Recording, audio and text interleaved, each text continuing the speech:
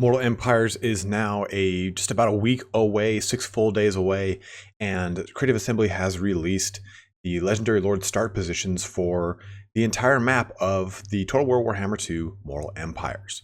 So we kind of have quite a bit to go off of here now. It is unfortunately a vastly reduced map, and I'll be totally honest with you, while I'm not overly disappointed, it's just kind of like, oh man, going through the whole entirety of Lustria would have been a lot of fun, or the entirety of the Southlands would have been a lot of fun. I feel like including as much as they did on the old world was kind of boring for the most part. I mean, we've done the old world so many times now at this point that it's like, yeah, just give us more of the new world to play with and less of the old world, in my opinion. But that's just me. But I feel like across the community, this is a sentiment that's not unheard of. I know a lot of you guys are kind of matching my opinion of this kind of overall combined campaign map, and honestly I love it because it is awesome. You know, this is something that's entirely new. We've not seen something of this kind of magnitude, and what will eventually be Total War Warhammer 3's overall campaign map. Like, maybe they've got a whole plan to make it the entire world, more or less, and I think that we got pretty damn close to that with Total War, well, not Shogun, Total War Empires and Total War Rome too were both pretty large maps. You know, in Empires you could sail to the New World, and so I wonder how they're going to really do that here. And it looks like everything's just one contiguous map. You know, rather than having that border end of the right side of the New World or the left side of the Old World, we have just the western straits of the Great Ocean, the southern straits of the Great Ocean just kind of goes right through. But we did get some movings going on here. Krokgar is now over in the Kingdom of Beasts, the Southland jungles. He doesn't have that whole southern portion of the Southlands to rod through, more or less. Queek Headtaker has moved north and east a little bit more. He's still pretty much around where he was, but Land of the Dead, the Great Desert of Araby, those were more where we had the Neckarch Brotherhood and the such. So right around where the Queek started before. So we definitely saw him move up. Along with Krokgar. And we also see Skrolk moving just slightly north as well. Nothing huge. I don't think his actual starting location will change much, but they have simplified the amount of provinces that are in the New World. So if we look at the southern Great Jungle or the Headhunters Jungle where Skrolk starts, they're not multi-provinced or multi-regioned provinces or multi-settlement provinces. I'm not sure which one's a smaller delineation, which one's a larger one. I always forget. But even if we look at Ulthuan, we see that Safri is one large region now. Ivris is one large region. Kothic is one large region. It's not divided by northern and southern Ivris. There's not the Shrine of Assyrian, Safri, and all the other little places in between. So we definitely see a consolidation of some of these locations, and even actually a loss of some of them as a whole. You know, we see some of the gates being removed from the game and being consolidated down. I think it's still only 4 actually. As I look at one map, I've got 2 maps here. I'm trying to compare, and you'll see them throughout this video. But we lose the entire western portion of Nagaroth, and the entire western portion of Lustria as well. So that's why we have Teclis, rather than starting on the Turtle Islands, he starts on the Volcanic Islands just east of Skrolk. So him and Skrolk are starting closer than they did previously, but still pretty close. Kind of fitting to the whole Total War Warhammer 2 Great Vortex map. But it is pretty awesome here. I mean, we have a lot to go on, because what we do know is that the victory conditions, like I was saying, are going to force the New World, or the Old World, into the New World. And I think with a map like this, it does make the New World a little bit more approachable. Like, if all of Lustria was on this map and I was starting off as Lizardman, I really wouldn't have any reason, aside from the personal flavor choice, of moving to the Old World.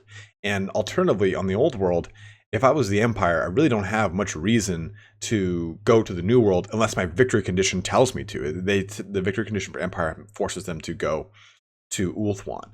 And speaking of Empire, we saw a really great video by Creative Assembly, narrated and done by the famous Party Elite on the Skaven and Empire. That was amazing if you guys haven't seen that. So it's really going to be, I'm really excited to see how, like, for instance, when I was watching that video, Hellstorm rocket batteries are finally going to be useful on a widespread campaign map, like or widespread multiplayer engagement. So if I match up against Skaven, I can take a Hellstorm rocket battery, knowing it's actually going to do quite a bit of damage to both morale and the overall effectiveness of just Skaven slaves and clan rats. But that's neither here nor there. But since we're on the subject of Skaven, it's worth noting that Quick Headtaker is actually going to have the same kind of, I guess you could say, conditions, victory conditions, as Clan Angren and as Skarsnik. So basically, he's going to suffer penalties for not holding Carrick 8 peaks. And as soon as he captures Carrick 8 peaks, he's going to gain the same kind of bonuses that we see with Clan Angren and Skarsnik as well. So it's really exciting to see that and how that's going to play out. And I didn't know how we would be getting these legendary lords in the previous video, but as we can see here, we will be maintaining all the minor factions. One of you even said it in the comments section. So yeah, we'll see the Von Karsteins as their separate faction with Vlad and Isabella. We'll see Durthu as Argowin itself, and we'll be able to see all the three different races of three different factions of greenskins. So it'll be really interesting to see here how this all plays out. They have said Norska is coming later on down the line before the end of 2017. So that kind of shows us why we have the Norska portion of the map included and why Nagaroth, or Nagarond, starts so far to the north. Well, starts in Nagarond, because they're going to be directly west of Norskin. So when I take a look at this map, I see Bretonnia and High Elves being ripe for attacking each other. And, it's a pretty good expansion way so once Bretonnia gets a chance to entirely confederate, or even High Elves get a chance to entirely confederate, they can move against each other pretty soundly. So that's pretty cool to see. But for the War of the Beard that I have planned with Turin, all the way on the World's Edge Mountains, it's going to be pretty interesting to get High Elves across the Bretonnians, the Beastmen, the Tillians, the Astalians, then eventually into Dwarf territory. But if the previous campaigns tell us anything, we know by turn 30, Dwarves will be controlling half the campaign map anyway, because that's just the way it works every damn time with that AI. But we do know a lot of great things are coming here, guys. I'm really excited. As I've been saying here, Turn and I are going to be doing a head-to-head campaign on next Saturday. We'll be live streaming the start of that campaign, probably anytime from 12 to 2 p.m. Pacific time is when we'll start it. And we'll start doing that head-to-head campaign. Well, unfortunately, we'll be abandoning the Dark Elf one, but the War of the Beard is just, it's too rife. We can't abandon such a noble cause. I mean, the dwarves have to be put down for good. Finally. But hopefully here we'll start to see some of the other bigger contenders moving in, like Land of the Dead. This really frees up. If you take a look at the Southlands, there's not much in the Southlands now. So this frees up the Tomb King starting there. It frees up a whole lot of viability to them being there and not being kind of smashed between a whole bunch of NPC factions. Because we did lose Orion in this Mortal Empires. We lose a couple factions here and there, so we won't be seeing Orion at all. And I actually don't see on the map Swamp Town. I see Sea of Serpents. I see the northern jungle of Loxlua, the southern jungle of it, the far sea. But I don't see Swamp Town itself. So I'm wondering if we're going to be losing Skaggy as well. So they obviously have to keep in some NPC factions to do some damage to the Lizardmen, Skrulk, and Marathi, but I'm wondering to what extent they've removed things and what extent they've collapsed them down maybe to one or two factions, like maybe in the Land of the Dead. Until we get the Tomb Kings, we won't see both the Neckarch Brotherhood and the Strigoi Kingdom. Maybe we'll only see one or the other. It would make a little bit more sense to see a Strigoi Kingdom because the Neckarch Brotherhood is entirely made up. But while really cool. But that kind of concludes everything here today, guys. On Sunday, we're going to be having a video come out on the Great Catastrophe, so that'll cover a lot of the lore on that.